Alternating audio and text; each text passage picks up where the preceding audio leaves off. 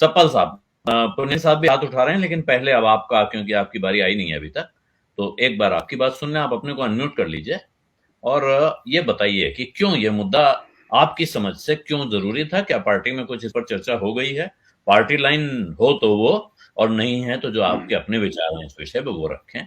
क्यों राहुल गांधी को महंगाई हटाओ रैली में हिंदू और हिंदुत्व का जिक्र करना था?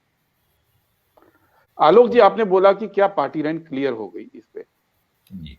ये भी एक मजेदार सवाल है, क्योंकि पार्टी लाइन तो 1934 में क्लियर हो गई थी, जब कांग्रेस पार्टी ने एक रेजोल्यूशन पास किया था 1934 में, और कहा था कि उसका कोई भी मेंबर आरएसएस, हिंदू महासभा या लीग का सदस्य नहीं होगा। जब जवाहरलाल नेहरू पहला चुनाव लड़े थे, तो भी उनके खिलाफ हिंदू महासभा ने एक ब्रह्मचारी को खड़ा किया था, और तब भी ये पूरा इश्यू था कि हिंदू क्या है और हिंदुत्व क्या है। शब्दावली अलग हो सकती है, कोर कंटेंट यही था, क्योंकि उस समय हिंदू कोड बिल को लेकर पूरा सवाल उठ रहा था, और यही आरएसएस, यही हिंदू महासभा तब अगेंस्ट थे कि महिलाओं को जो राइट्स देने की बात नेहरू जी करे थे, उस मुद्दे को बनाकर पहला चुनाव नेहरू जी ने लड़ा था और जीते थे। तो ऐसा नहीं है कि ये कोई नई लाइन आ रही है जो राहुल गांधी कह रहे हैं।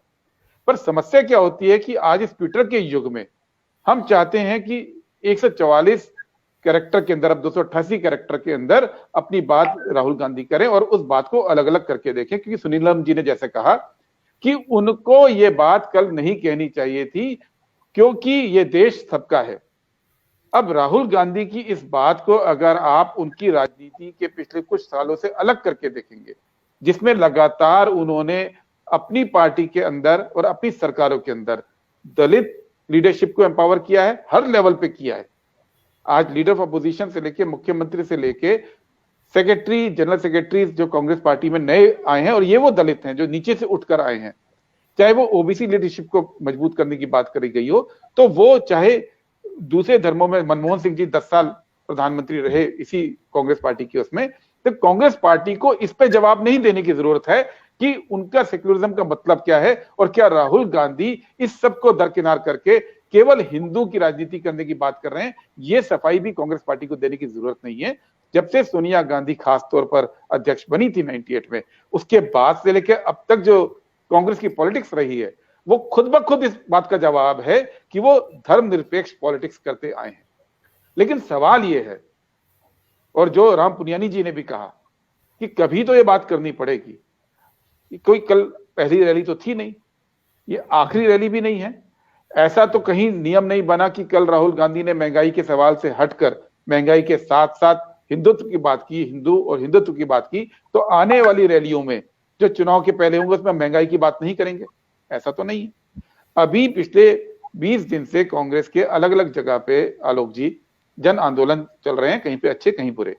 ऐसा तो नहीं है कि जन आंदोलन में महंगाई के इश्यू पे जब आप लोगों से मिलते हैं तो कांग्रेस का कार्यकर्ता कहता है नहीं, आज मैं हिंदू और हिंदुत्व पर बात नहीं करूंगा, मैं केवल जवाब दूंगा महंगाई का। ऐसा तो नहीं होता है।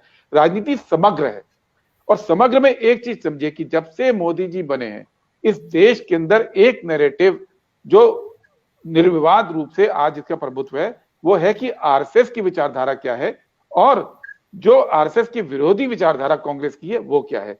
क्योंकि मोदी जी का जो शासनकाल है वो केवल इसलिए महत्वपूर्ण नहीं है कि उनको सीटें बहुत मिली हैं, सीटों के मामले में तो आज भी वो 303 पे हैं, जबकि नेहरू जी हो, चाहे इंदिरा गांधी हो, चाहे राजीव गांधी हो, वो 360 से 400 कुछ 3 के बीच में झूलते। तो मोदी जी तो आज तक वहां तक नहीं पहुंचे सीटों के मामले में।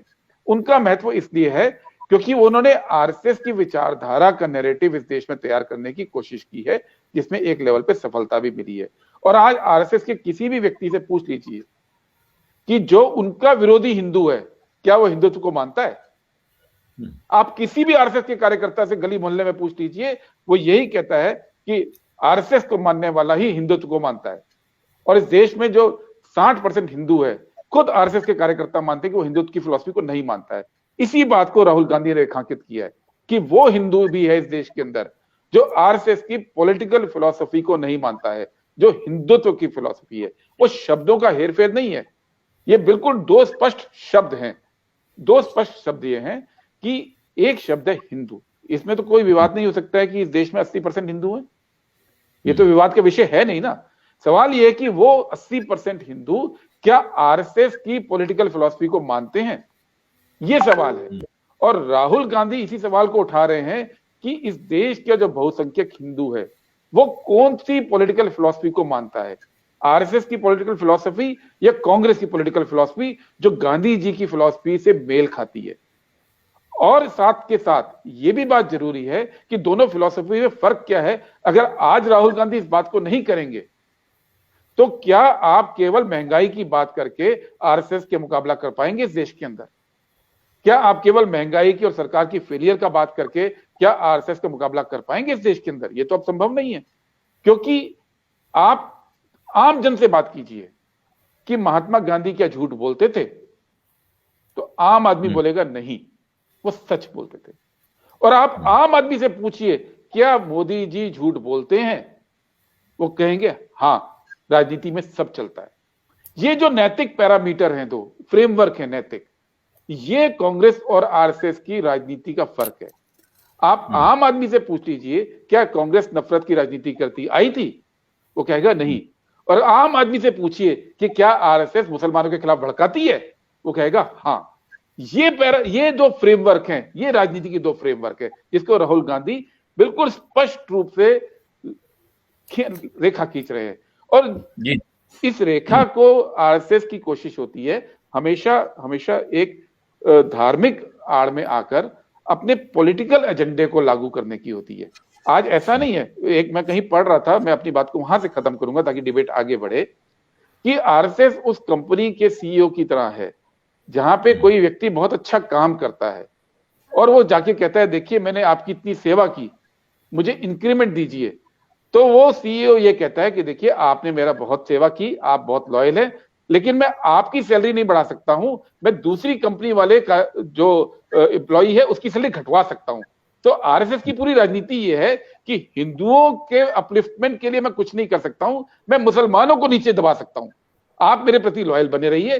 पिछले 7 साल की राजनीति में इकोनॉमी रही हो, चाहे देश के इकोनॉमिक प्रोग्रेस की बात रही हो, चाहे रोजगार की बात रही हो, चाहे महंगाई की बात रही हो, चाहे बिजनेस की बात रही हो, चाहे कोविड के दौरान हेल्प करने की बात रही हो, किसी में भी अल्पसंख्यक हिंदू समाज का भला नहीं हुआ। लेकिन पूरी राजनीति किस पे, कि आप हमारे साथ रहिए, हम मुसलमानों को भला नहीं होने देंगे। ये राजनीति अलग है जिसके खिलाफ राहुल गांधी कल बोल रहे थे कि वो राजनीति अलग है जिसमें आप दुश्मन क्रिएट करते हैं, उनके खिलाफ भावनाएं भड़काते हैं और उस भावनाओं के चलते आप पूरी की पूरी बात करते हैं। जबकि कांग्रेस पार्टी ये कह रही है कि ये देश सबका है, अल्पसंख्यक हिंदू है, उनका भी देश है। और हिंदू की जो फिलॉसफी है वो टॉलरेंस फिलॉसफी है, वो सत्य के फ्रेमवर्क में काम करती है। जो आप राम की बात करते हैं, भगवान राम की, वो मर्यादा पुरुषोत्तम की बात होती है। तो मर्यादा की राजनीति की आप बात कीजिए। आप सीना ठोक के ये मत बोलिए कि हम झूठ बोलेंगे, हम नफरत फैलाएंगे, हम भड़काएंगे और हम राजनीति करेंगे अल्पसंख्यक हिंदुओं की। ये इस देश में गलत है।